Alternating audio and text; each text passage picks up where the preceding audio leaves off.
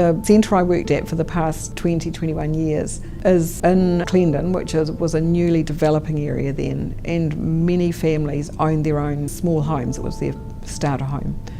And there was a feeling of security for them. They were feeling like they were going to stay in the area, they were invested in the area, and most were working. But as time wore on, a lot of those starter homes were sold to investors, and it became a rental area with a lot of transients. So many of the parents didn't work. They may or may not have had English, that was enough to get them a job. A lot on working visas or visitors visas, so as children came in, you didn't really know whether they would be there for a term or a year. And huge increase in the stresses that families were under, whether it was financial or two families to a small unit, no transport, not able to get to the doctors, not able to often feed or clothe their children adequately. I mean, half our families would be doing amazingly well, a quarter would be doing well but really struggling, and a quarter it was hugely difficult for them. I think every day would be a struggle, whether they talked about it or not. You could see it was a huge effort to get the children there, to actually manage to put food in the lunchbox, get a raincoat, gumboots, a pushchair, to do all those things. It just wasn't easy. In 21 years, I noticed a huge difference in the language children had, whether it was their home language or English. The lack of language was really starting to strike me, that between 2 and 3, we would expect children to be speaking in small to, slightly longer sentences. But now the norm for us, and this could be working or unwaged parents, that 2-year-olds would not be speaking in more than, they might have a vocab of 10 words, and by the time they were 3, they would have very basic sentences that not many people could understand. So the actual language development I noticed really changing. I do put it down to screens and parents' lack of engagement, that it was common for me to see children wanting to talk to their parents at whatever level that language looked like, excitedly dragging them to the garden or showing them a bike that they'd just learnt to ride, and the parents holding a phone in their hands and saying, wait a minute, I'm just texting or I'm just emailing. That I know it's a busy world, but parents are showing less and less real, present, I'm there, I'm listening time. And they would say things like, have they been good? Did they earn the iPad in the car? And I'd think, oh my gosh, that's, this is a double-edged sword. I'd say, oh, they're always good. But maybe they want to sing to you. And I think that is, the biggest contributor in talking to teachers in other centres that I worked with, doing provisional registration. That was huge across the board. Busy working parents, taking their child home, putting them in front of the TV or the iPad, and them not having any real engagement. They were spending time, they were physically in the same environment, but there's little interaction.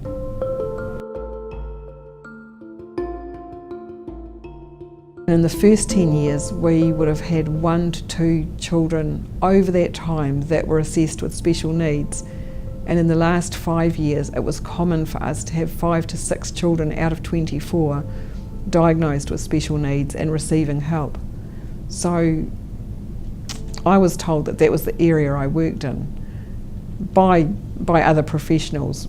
But on talking to teachers around Auckland, I was finding that was becoming more of a trend, that we were all overwhelmed with the lack of funding and the amount of work we needed to put in to get the support the children and families needed. And really it wasn't tipping the balance, but it was proving to be a big part of our core work. Instead of having one child that we could devote quite a bit of time to, we would have a quarter of our role that all needed individual attention most of the day. So that had impact on, on our staffing, on our budget, on our energy levels, on the time we could spend program planning and assessing. Up until even 5 years ago, we had a very stable role, and children would commonly, unless the parents were transient, would come in as infants or toddlers and stay until they went to school. But as the government looked at early childhood participation numbers, they found that our area, they believed, going by the census figures, which were very outdated, that children were being denied access. And I think in some cases that is a fair comment, that children were not getting access to the type of centres they needed and the parents wanted. But instead there was a targeted funding that allowed franchises to start building in the area. And so rather than offering real choice, what parents were getting was multi-licensed centres where they didn't have to pay fees and they got everything free: the nappies, the formula, the food, the transport. A lot of us felt that the transport, the free transport wasn't beneficial for families, that they needed to be talking to teachers and in the centre and to know what their child was doing.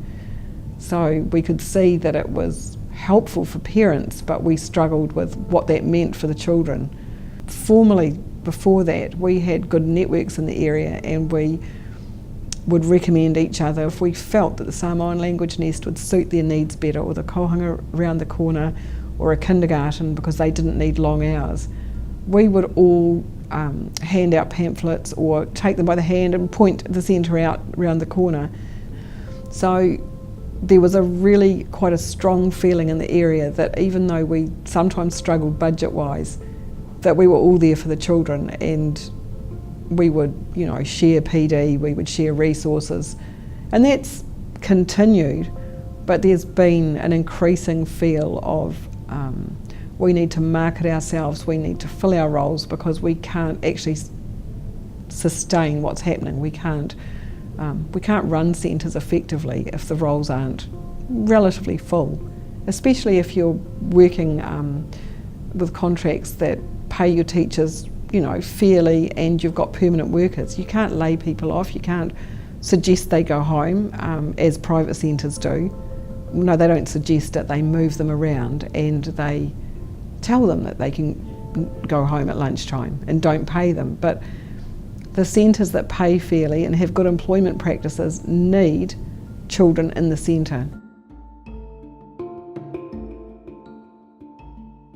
I've always been, passionate about everyone having a fair go, being treated fairly, being paid. We get it, teachers are never going to be at the top of the salary pile, but to be paid a fair wage or salary for what you do.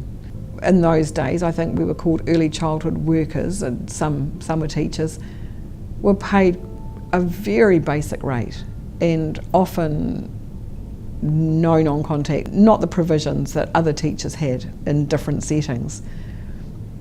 And things started improving, but for-profit centres still didn't have unionised workers, and still don't to a large degree. And what got me more involved in union matters was having a lot to do with students and teachers in their early training who were working in settings that were so unfair, that they were treated so poorly and paid so badly. And I think a lot of them were very ignorant of the fact that there was a different world out there, that you could be paid fairly, that you could expect to be treated like a professional and have time to document or assess or plan or prepare.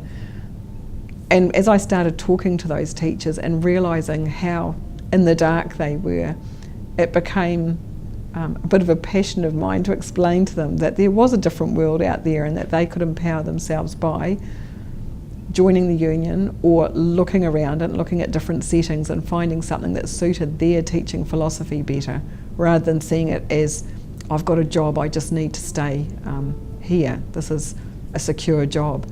And in fact, they weren't secure jobs. They had very little protection. Some of the trumped up things that I've heard were really appalling, and there wasn't a lot I could do because they weren't union members and they often didn't have the money to go to employment lawyers although I suggested it. There was just that feeling of unfairness in the way they were treated.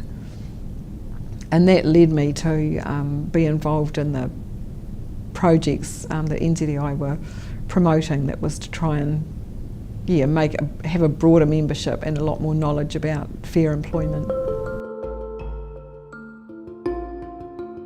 It was really teacher directed, it was tabletop, it was timetables where you had puzzle time or outdoor time, art time, which was no free choice. It was teacher cutouts, it was lambs in spring, it was kites in autumn, it was snowmen, God forbid, in winter, even though most children in New Zealand didn't experience snow.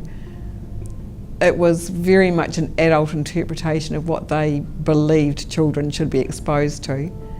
And there was the normal, in those days, thought that children should know the days of the week, the months of the year, count to 20, recognise and write their name, know their colours, know their alphabet, know shapes and sizes. And there's nothing wrong with that, but there was huge emphasis on it. And there was a checklist procedure where you have a child's name and you would assess their scissor skills, their pincer grip, their threading, their knowledge of all the things I've talked about. And there was no recognition of children's interests or passions or skills outside that. It gathered all early childhood teachers under the same umbrella. We didn't have kindergarten that was supposedly providing education and childcare that was supposedly providing more care. We all worked together as one, and all of a sudden the focus was all around whānau and tamariki. It was what they bring, what they know, what they want to know. It was relationships, people, places and things. It was revolutionary for teachers who'd always thought they knew best and that they would present the curriculum or the timetable and children would learn whatever they presented. It was saying, children at the heart of it, this is about them and what they bring to us and what they want to know. And for heaps of older teachers, it just blew their minds. They really couldn't cope. They felt at sea, they'd set their working week, month, year up with boxes of activities and crafts and stencils and templates, and all of a sudden they had to look at the child and listen and watch and think about, how to extend their learning. So for a lot of us it was super exciting and we couldn't wait to get our hands on it. And then there was the old guard saying, what's wrong with what we've been doing? We send them off to school ready, they can cut, they can write their name, it's all going to be lost. How will you know? How will you know what children are learning? How will you know you've taught them enough? There was so much uncertainty for some people, and even those of us that were excited were all at sea. We changed our planning 100 times, we changed the way we documented. We had used a really sterile kind of medical formula of observing before that. The children were like laboratory experiments. We wouldn't even say John. He picked the pencil up using his forefinger and thumb and wrote 2 vertical lines. I mean, how exciting, how stimulating, but that's how we observed. That's how we made sure we were picking up all the children's physical and intellectual developmental milestones. It was so sterile, and when we moved on and started thinking about learning stories and even anecdotal observations, it changed the way we looked at children, and it changed the kind of information we were gathering. We had used a really sterile kind of medical formula of observing before that. The children were like laboratory experiments. We wouldn't even say John. He picked the pencil up using his forefinger and thumb and wrote 2 vertical lines. I mean, how exciting, how stimulating, but that's how we observed. That's how we made sure we were picking up all the children's physical and intellectual developmental milestones. It was so sterile, and when we moved on and started thinking about learning stories and even anecdotal observations, it changed the way we looked at children, and it changed the kind of information we were gathering. Before that, it was so sterile. And did it kind of change the way you looked at yourself as professionals? Yeah, that and the relationships we could have with parents. Because obviously you wanted to share exciting things, or you wanted to get more information because you saw the parent as having obviously all the history of that child, all the wealth of knowledge, and you had more exciting conversations with parents, and they pretty much like they do today say, I really feel like you know my child. Before that they were handed to us, and parents wouldn't think they were empty vessels, but that's how we viewed children, that they were coming to us as a blank canvas, an empty vessel, and that we would fill up the pot, we would give them this knowledge or vocabulary or skills and send them off to school nicely filled to the brim with all the things that we'd taught them. I don't think we considered what they came to us with. And that could be, in a Maori Pacifica sense, with all the genealogy, with all the ancestral knowledge as well. It would have been in kohanga and language nest considered, but it certainly wasn't in mainstream. And I think Te Whariki really brought that home to a lot of us, how monocultural, how narrow our view of children and families were. Childcares, at least, not kindergartens, were still thought of as care facilities, and they were poorly paid. My mother worked in one, and it was very much about loving little children and keeping them warm and dry and fed and clean and amused or entertained. And they had no status. They were thought of as care workers, much as rest home workers are thought of now. And kindergarten teachers had a little bit more status, but less than primary teachers, and they were paid as teachers. There was quite a big division, and I think that's only really recently morphed into everyone recognising that anyone that works with under fives that is trained is the same. When I was in childcare, we were definitely, trained or not, were thought of as less than a kindergarten teacher. Nobody fought for higher salary. They knew that there was no money there, and there was not enough value given to what we did to have any political clout. And I think that kind of feeling, that lasted for decades. And I remember being in an annual conference where a politician stood up and said he was in Parliament, they were passing some bill, and they heard this kind of storming sound, the big front doors being rattled and banged on. And he said, you know what we thought? Well, it won't be nurses and it won't be early childhood teachers. And the room erupted in laughter, but it was so true. When did we ever have a big loud voice? When did we ever feel brave enough to march on Parliament? And even if people did, they would say, who's going to teach the children, or this will impact the family. So he was making a point that was not our thing. At most we would turn up with cartons of signed petition forms. And that really said something to me, that we didn't have a big impact on policy or what was going to happen, because we weren't those people. We weren't loud, we weren't articulate, we weren't putting ourselves in the forefront like some industrialised groups do.